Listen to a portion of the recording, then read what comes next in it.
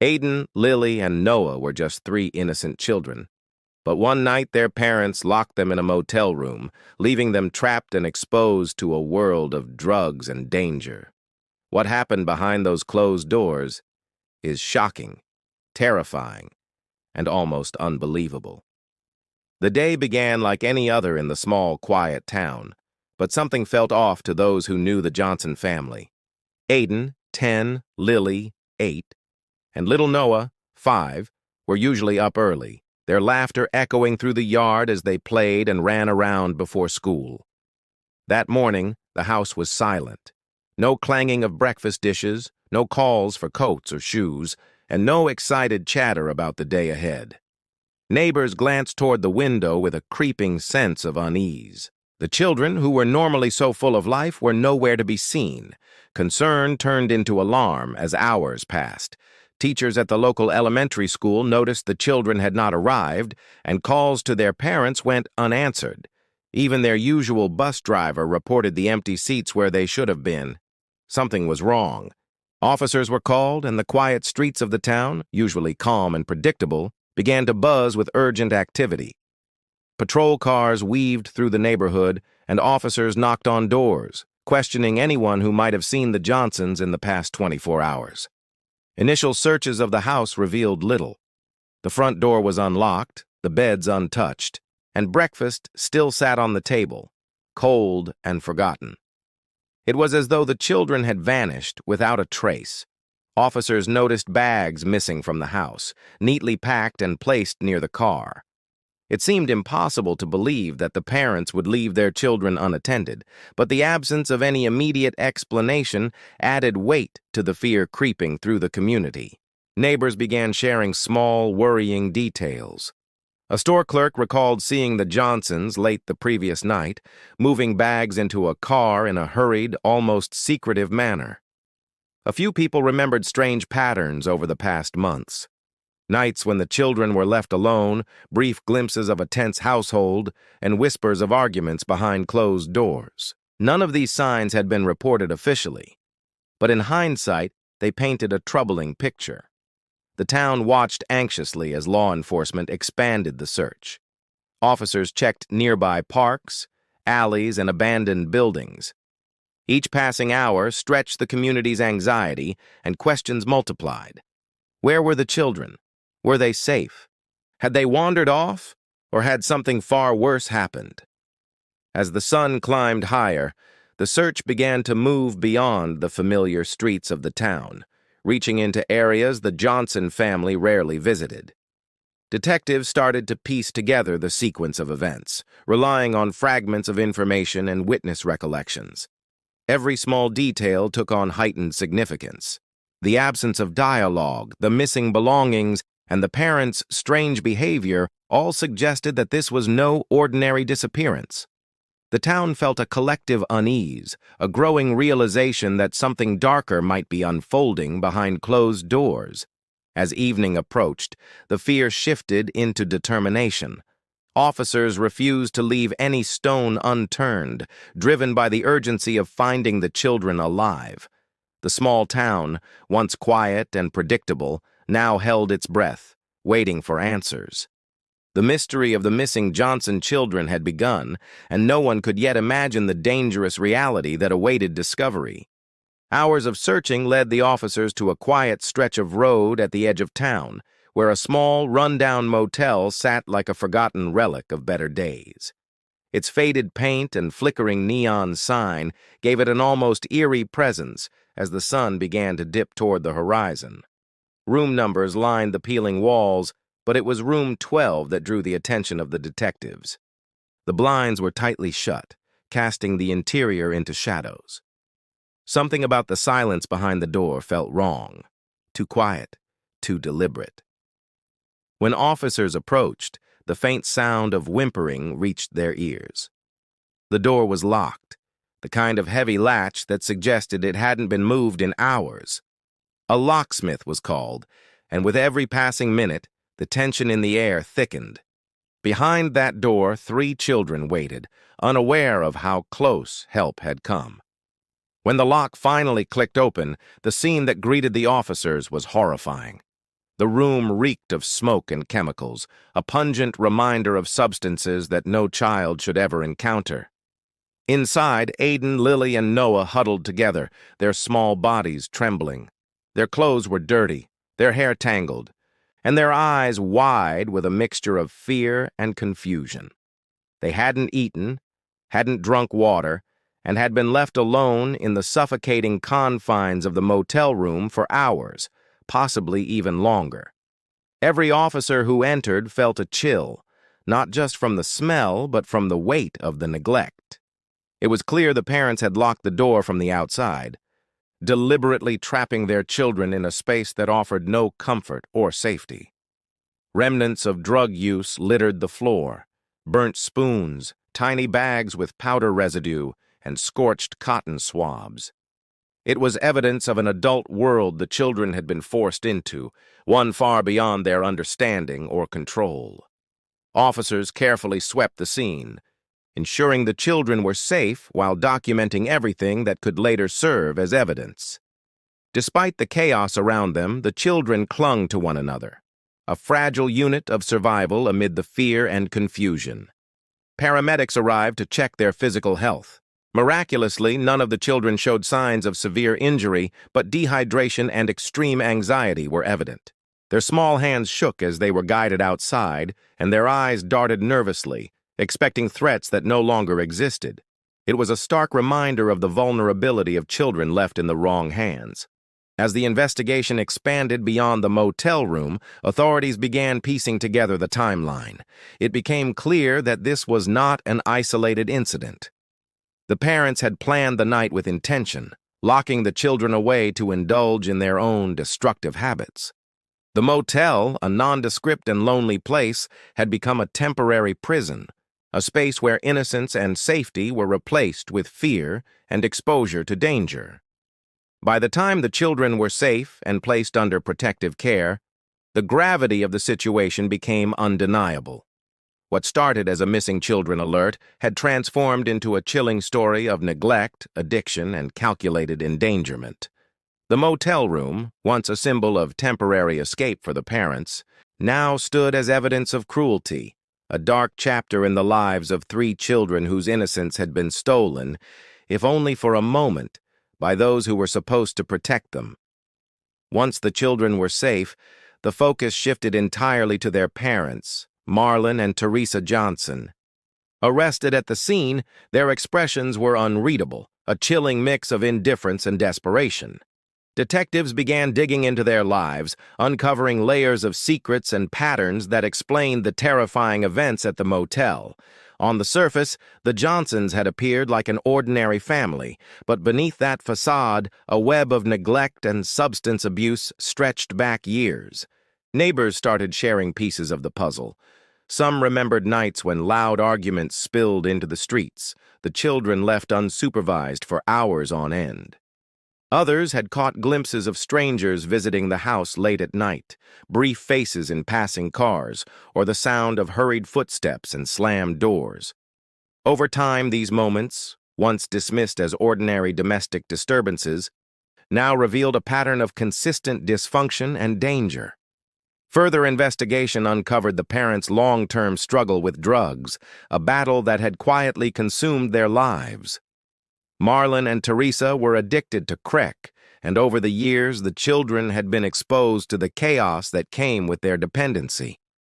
Officers found receipts for multiple motel stays, strange travel patterns, and sporadic employment that barely covered their lifestyle.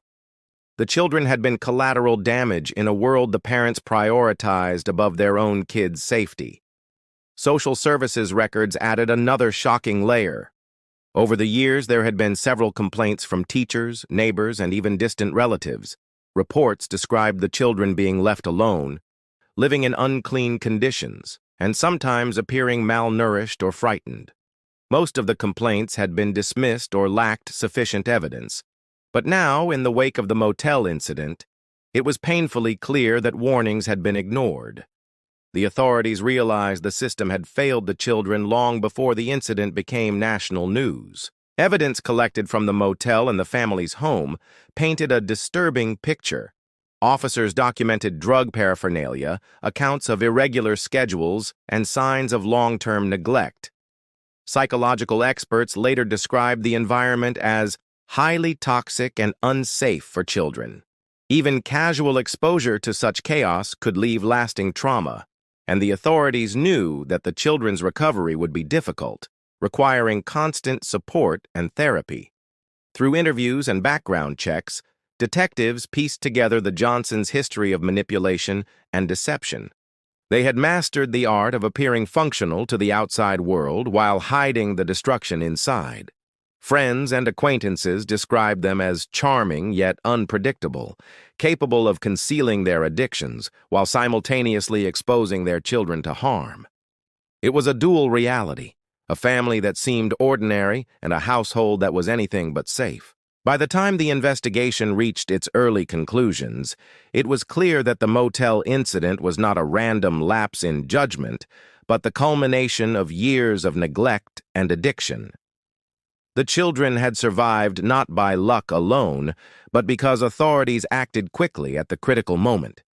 The Johnsons' secrets, once hidden behind closed doors and false appearances, were now fully exposed, and the community faced the grim reality that the threat had existed all along, masked by the ordinary rhythms of daily life. While investigators sifted through the motel room, their attention was drawn to a small, inconspicuous phone tucked under a mattress. At first glance, it seemed unremarkable, easily overlooked among the clutter of burnt spoons and empty bags. But when the officers powered it on, the contents revealed a hidden and disturbing layer of the Johnsons' actions. The device contained short video clips and photos that captured moments too cruel to imagine, documenting the children in situations no child should ever endure. The footage was shocking in its clarity. In some clips, the children sat on the floor of the motel room, trembling, while the parents moved through clouds of smoke, completely absorbed in their own addiction. Tears streaked down the children's faces, but there was no comfort, no protection.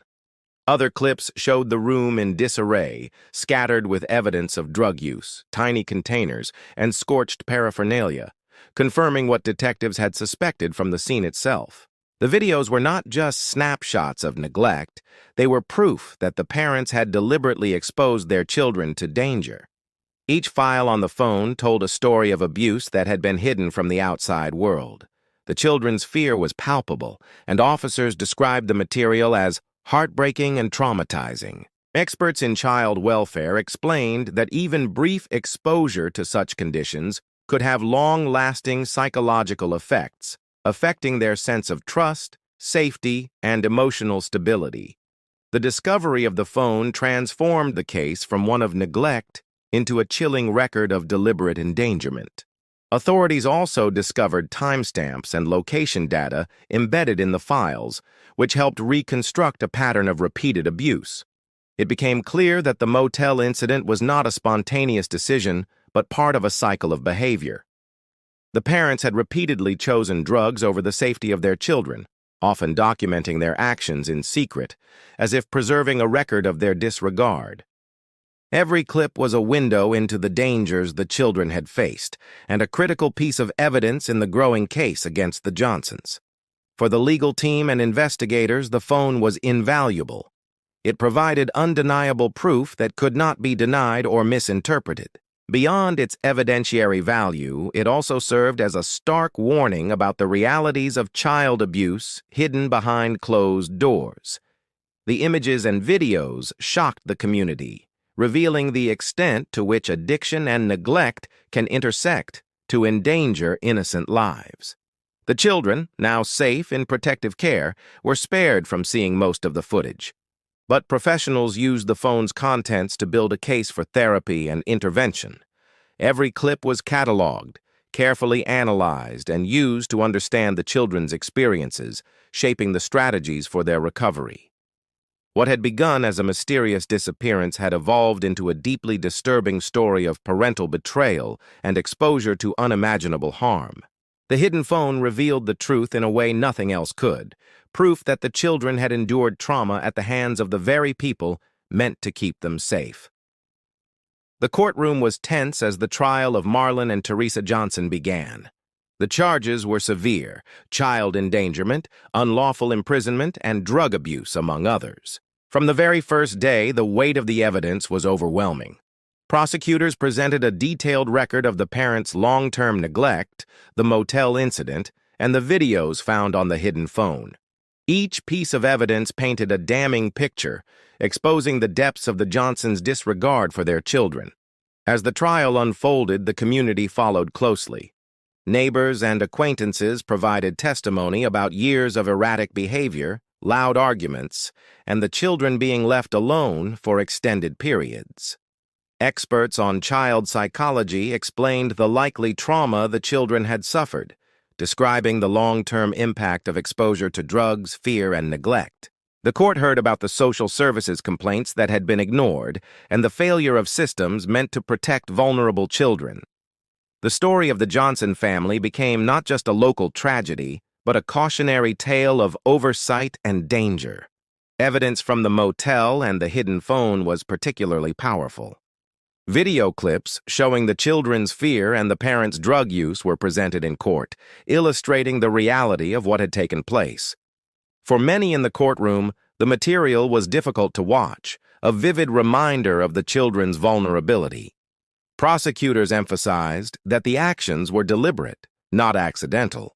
The parents had chosen drugs over the safety of their children and had recorded their behavior, leaving a digital trail that could not be denied. The defense attempted to argue mitigating circumstances, citing addiction and poor judgment, but the evidence of premeditation and repeated neglect was overwhelming.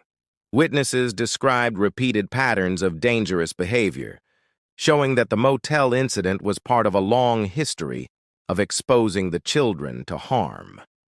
The jury listened in silence, absorbing the details of a household where innocence had been overshadowed by fear and chaos. When the verdict was finally delivered, the courtroom was heavy with emotion. Both Marlon and Teresa were sentenced to lengthy prison terms, ensuring they could no longer pose a threat to their children. The judgment was a relief to the community and, most importantly, a turning point for Aiden, Lily, and Noah. The children were placed in protective care, entering an environment where their safety and emotional well-being became the priority. Therapists and foster families began the slow process of helping them heal, addressing both the trauma and the fear that had been instilled over the years. Though the scars of neglect would not disappear overnight, the children began to rebuild their lives. Small victories, smiles, laughter, and moments of trust marked their gradual recovery. The motel room, once a symbol of fear and danger, had inadvertently become the place where intervention occurred, preventing further harm. The story of the Johnson children spread beyond the town, serving as a stark reminder of the importance of vigilance, swift action, and the responsibility of adults to protect the vulnerable. In the end, justice was served, and the children were given a chance to reclaim the innocence that had been stolen from them.